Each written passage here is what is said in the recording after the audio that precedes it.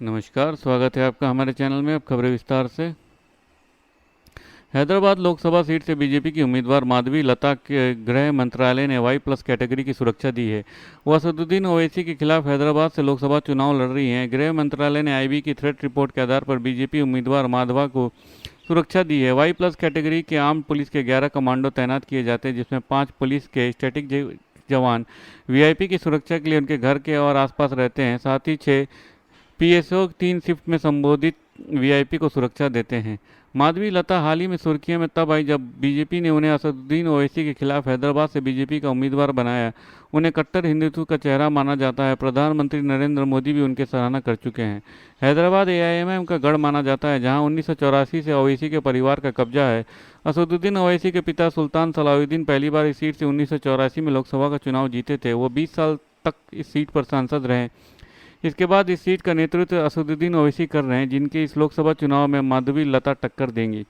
कहा जाता है कि असदुद्दीन ओवैसी को उनके गढ़ में हराना मुश्किल है और इसलिए बीजेपी इस बार हिंदुत्व के चेहरे के रूप में उन्हें खोज कर लाई है।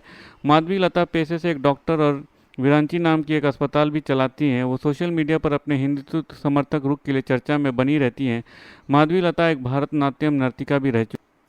लोकसभा चुनाव में इस बार हैदराबाद सीट पर ऑल इंडिया मजलिस-ए-इत्तेहादुल मुस्लिमीन के प्रमुख असदुद्दीन ओवैसी के खिलाफ भारतीय जनता पार्टी ने 49 वर्षीय माधवी लता को चुनाव मैदान में उतारा है। माधवी लता पेशे से कारोबारी होने के साथ समाज सेवी भी हैं और वह लंबे समय से मुस्लिम बहुल पुराने शहर में सक्रिय हैं। ऐसे में इस बार ओवैसी के माधवी से जोरदार चुनौती का सामना करना पड़ सकता है।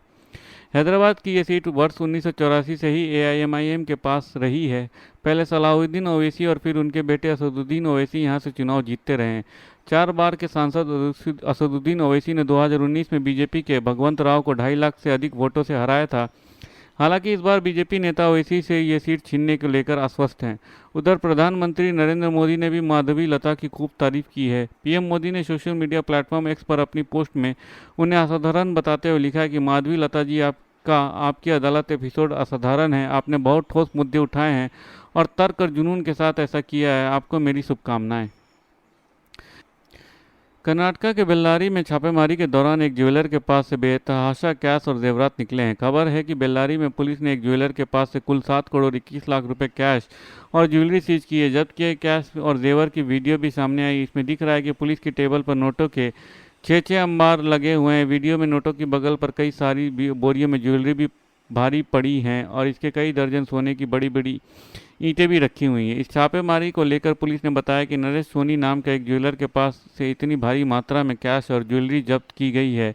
पुलिस के मुताबिक जब्त की गई सामग्री में 5 करोड़ 60 लाख रुपए कैश है। छापेमारी के दौरान पुलिस ने ज्वेलर से पूछताछ की तो नरेश सोनी के पास इतनी बड़ी रकम और ज्वेलरी को लेकर पर्याप्त दस्तावेज नहीं मिले, जिसके बाद चुनाव अधिकारी के निर्देश पर यह सारा माल जब्त कर लिया गया है।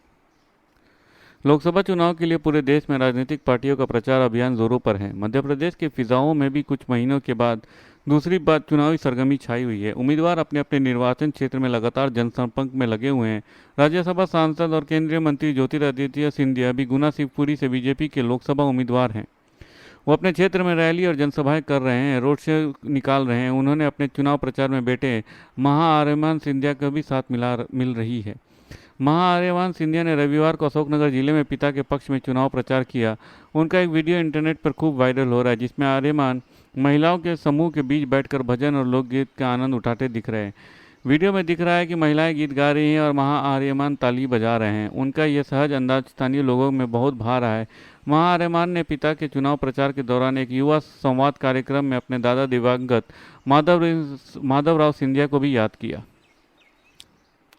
केंद्रीय रक्षा मंत्री राजनाथ सिंह ने शनिवार को कांग्रेस नेता राहुल गांधी पर तंज कसते हुए कहा है कि भारतीय राजनीति के सर्वश्रेष्ठ फिनिशर करार दिया और उनकी तुलना महेंद्र सिंह धोनी से की है। एक चुनावी रैली को संबोधित करते हुए राजनाथ सिंह ने लोगों से पूछा कि क्रिकेट का सबसे बेस्ट फिनिशर कौन है। इस पर जनता जवाब देते हुए कहती है कि धोनी। इसके बाद राजनाथ सिंह ने कहा है कि कोई हमसे पूछेगा कि भारत की राजनीति का सबसे अव्वल फिनिशर कौन है तो हम कहेंगे राहुल गांधी। यही कारण है कि नेताओं कांग्रेस छोड़ रहे हैं।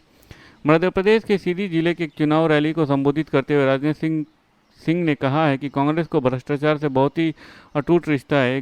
गाना तो तू चल में आई, ऐसा ही रिश्ता कैप्शन और कांग्रेस का है।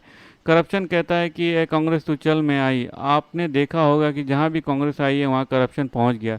ज़्यादातर कांग्रेस सरकारों पर भ्रष्टाचार के आरोप लगे, लेकिन प्रधानमंत्री नरेंद्र मोदी की सरकार में किसी भी मंत्री के खिलाफ ऐसा कोई आरोप नहीं मिला है।